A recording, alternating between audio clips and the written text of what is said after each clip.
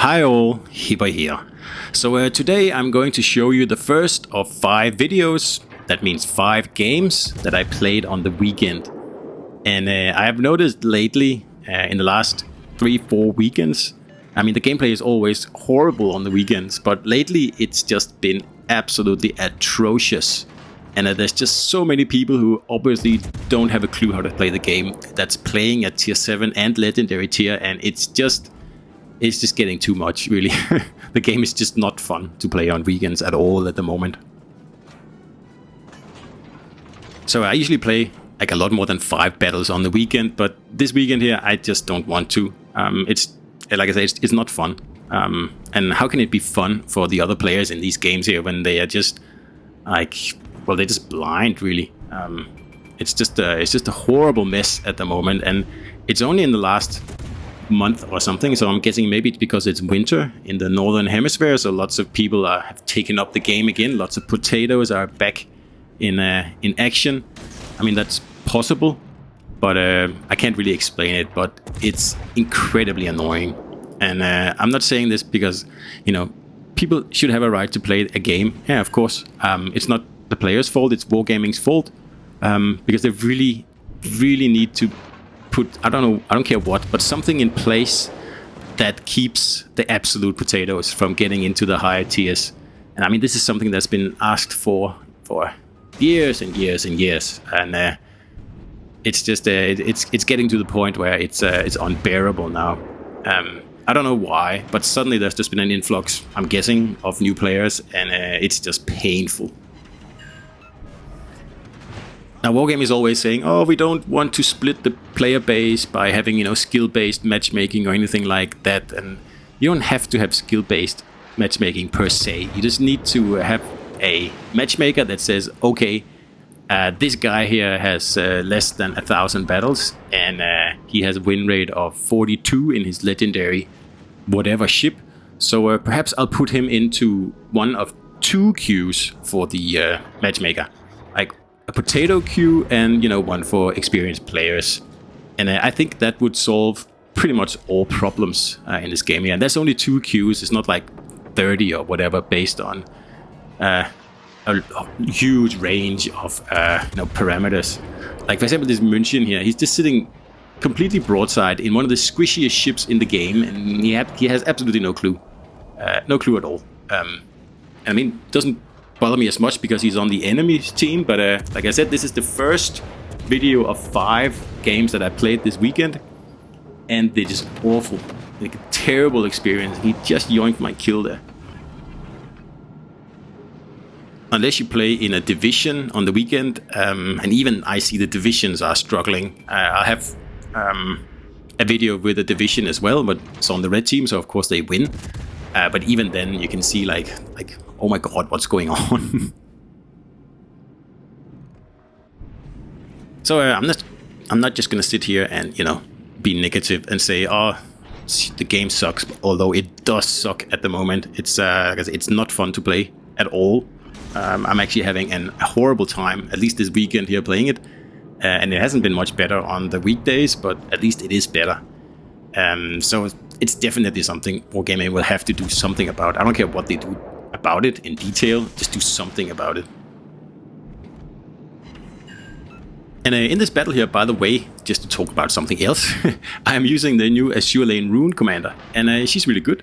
This is probably the best Atago build I have tried, and I know I didn't show it in the beginning of the battle, but it's Mikawa with Azure Lane Baltimore and the new Azure Lane Rune.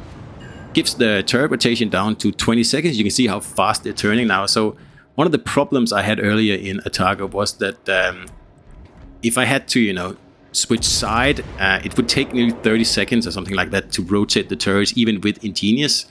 But with this new build here, the turrets rotate in 20 seconds. That's faster than Edinburgh, faster than most cruisers. It's about, you know, as fast as Hipper.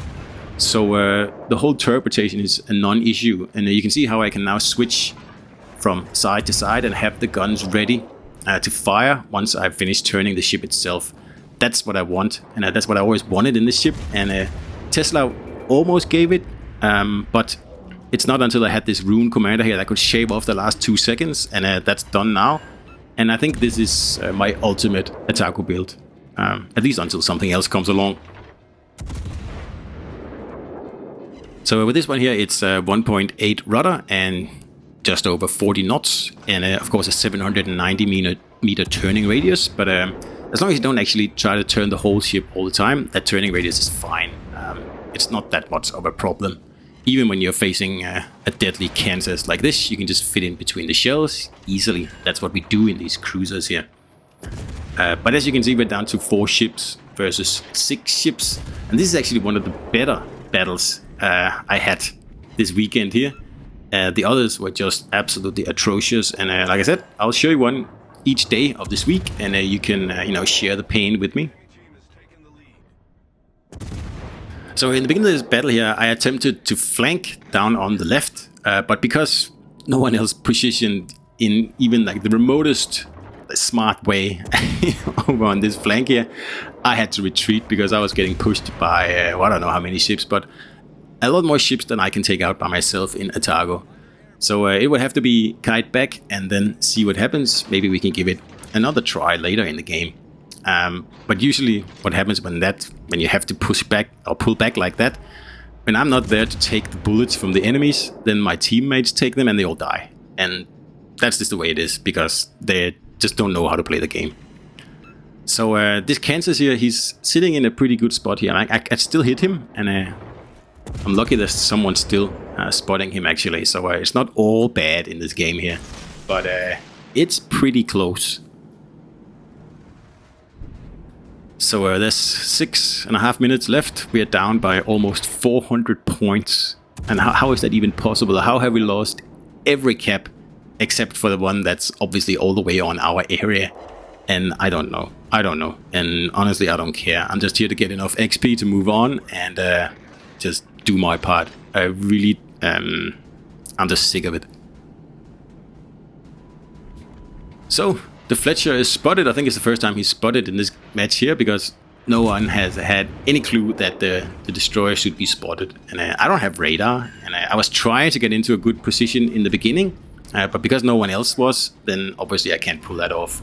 So we're just gonna have to, play the defensive here, and that's okay, because that's one of the things Atago does really well. And now I'm going to set up a very naughty torp attack here, because I'm assuming this Kansas is going to keep going, and I'm not going to go out in front of him at a range of just 6 kilometers, so we're just going to turn around and go the other way. And then he can waste a lot of time, going back and forth there behind the island. So I'm assuming something will come out from this side here, and that plane was really annoying. I was hoping not to get spotted here, because then I would have been able to set up more of a surprise attack. But I got my torps off, and then this annoying mines is closing in. And there we get the Fletcher, and we also get the Kansas. Double strike right there with 3 torpedoes. So I feel better now. It's 1 versus 3. That's okay. We might be able to pull this off. The thing is, there's only 5 minutes left, and we're not going to be able to win this one on points. There's just no way I can cap all these bases here in the time allowed. It's just not possible. So also this Mogami player here, I don't think he's ever played the Mogami before, because now he decides, I think I'll go broadside to this Atago here that is clearly on the reload.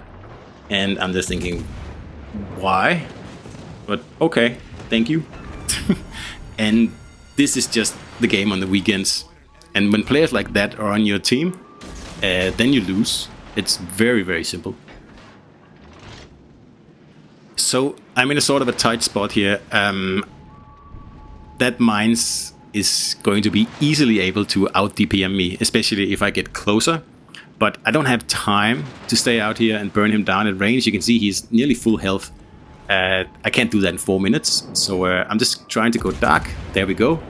And then we're going to shoot off a salvo more, because I'm just going to wait for my torp reload as well. I wasn't ready completely there. And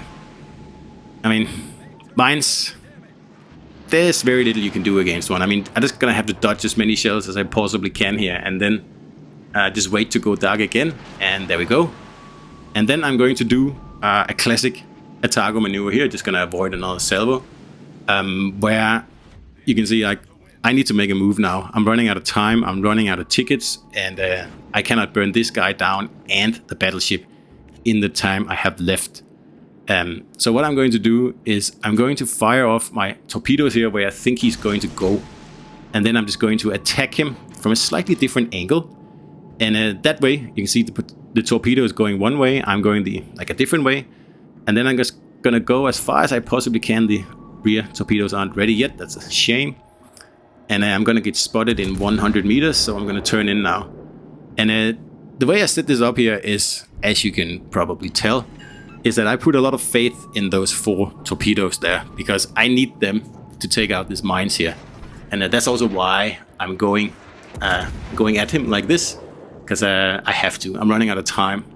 I could keep kiting away and set 200,000 damage probably, but I am not going to win this battle here. And I'm not gonna lie, I have a lot of faith in the fact that one of these torpedoes is going to get these mines here. And unfortunately, they just miss.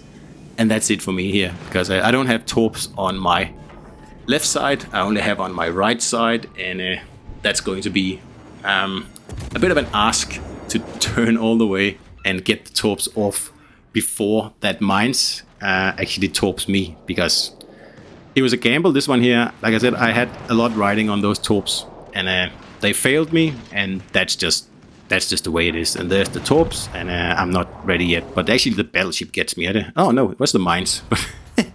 Anyway, like I said, I got my XP out of this game here. I don't know what anybody else got out of it, other than like a terrible experience.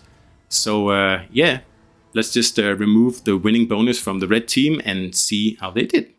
So hope you enjoyed it. I didn't, and I'll see you out there.